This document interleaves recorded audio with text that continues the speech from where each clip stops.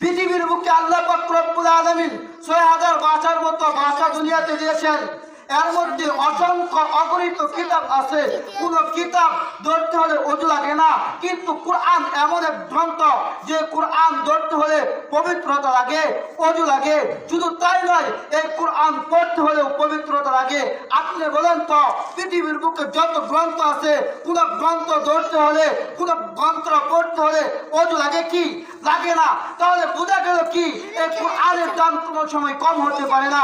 এই কোরআন আল্লাহ তাআলার কালাম। এই কোরআন ধরতে হলে অজু লাগে, এই কোরআন তেলাওয়াত করতে হলে পবিত্রতা লাগে। এই কোরআন এত দামি কোরআন, এই কোরআন যেই কন্যার অন্তরের মধ্যে থাকবে, যে সন্তানের অন্তরের মধ্যে থাকবে, তাহলে এই সন্তানটা দামি হবে কিনা আপনারা বলেন?